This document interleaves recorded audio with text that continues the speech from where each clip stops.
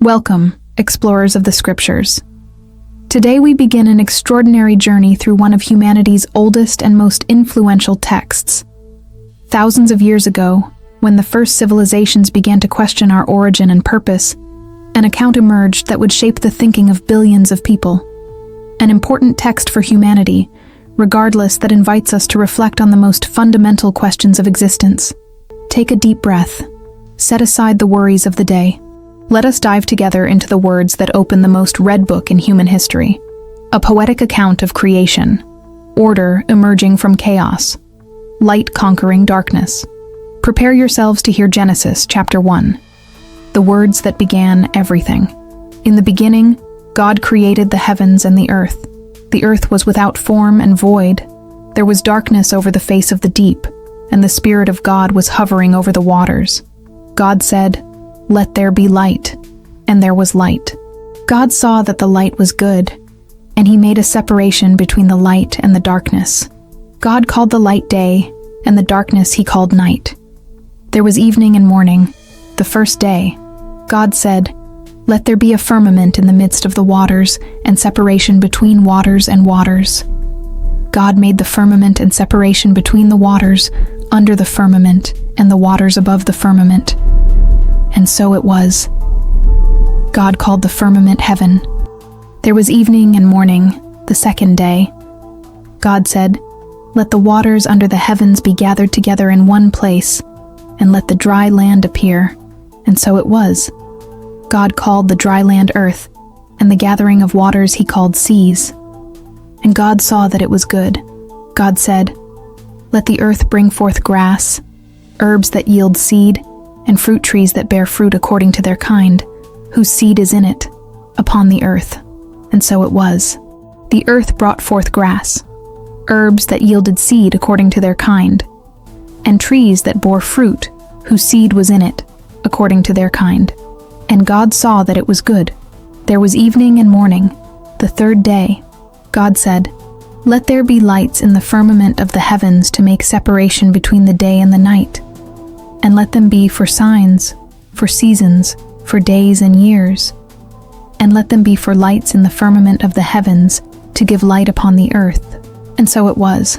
God made the two great lights, the greater to rule the day, and the lesser to rule the night. He made the stars also. And God set them in the firmament of the heavens to give light upon the earth, to rule over the day and over the night, and to make separation between the light and the darkness. And God saw that it was good. There was evening and morning, the fourth day. God said, "Let the waters swarm with swarms of living creatures, and let birds fly above the earth across the firmament of the heavens." God created the great sea monsters, and every living creature that moves, with which the waters swarm according to their kinds, and every winged bird according to its kind. And God saw that it was good. And God blessed them, saying, "Be fruitful and multiply and fill the waters in the seas, and let birds multiply on the earth." There was evening and morning, the fifth day. God said, "Let the earth bring forth living creatures according to their kinds, livestock, creeping things, and wild animals according to their kinds." And so it was. God made the wild animals according to their kinds, and the livestock according to their kinds, and all the creeping things of the earth according to their kinds. And God saw that it was good. God said, "Let us make mankind in our image, after our likeness, and let them have dominion over the fish of the sea, and over the birds of the heavens, and over the livestock, and over all the earth, and over every creeping thing that creeps on the earth." God created mankind in his image. In the image of God he created him. Male and female he created them. And God blessed them and said to them, "Be fruitful and multiply. Fill the earth and subdue it, and have dominion over the fish of the sea, and over the birds of the heavens, and over every living thing that moves on the earth."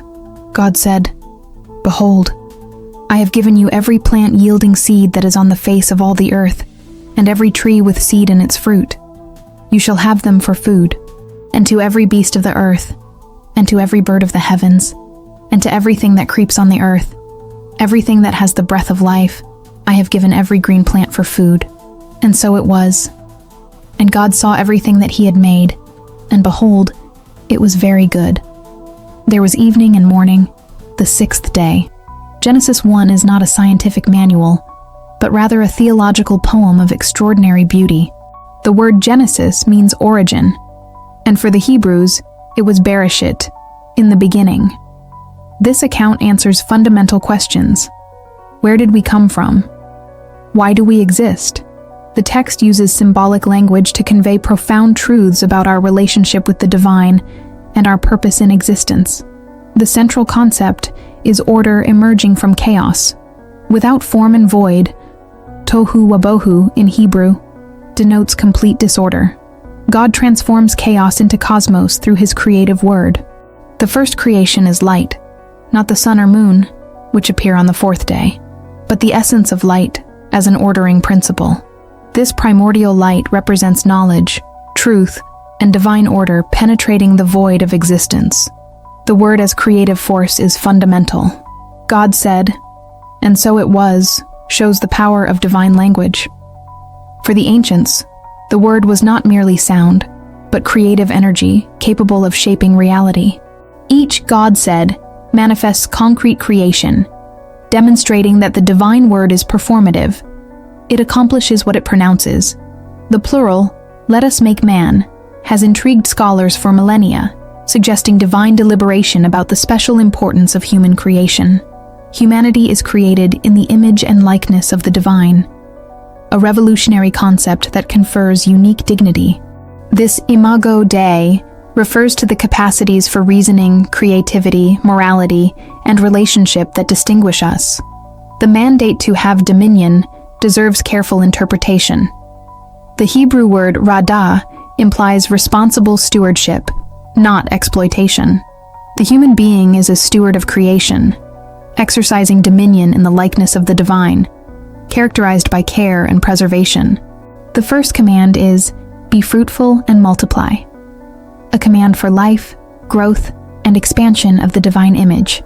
The text ends with God declaring everything very good, an affirmation of the fundamental goodness of existence. Probably at some point, you have felt the existential emptiness of a life without clear purpose, lost in the chaos of modernity. Like the earth, without form and void, your life may seem disordered, fragmented. This pain is your call to transformation. Just as God saw chaos and created order, you are being summoned to be the architect of your own recreation. Your journey will face resistance, mental laziness, others' skepticism, the temptation to give up. But remember, even the primordial light had to overcome darkness, and it triumphed through the persistence of the creative word. Your heroic tools are practical. Creative word. Intentionally declare how your day will be. Order over chaos. Organize one aspect of your life per week. Responsible dominion. Become a conscious steward of time, energy, and relationships. Divine image. Develop creativity, compassion, and wisdom. Multiplication. Share knowledge and mentor others.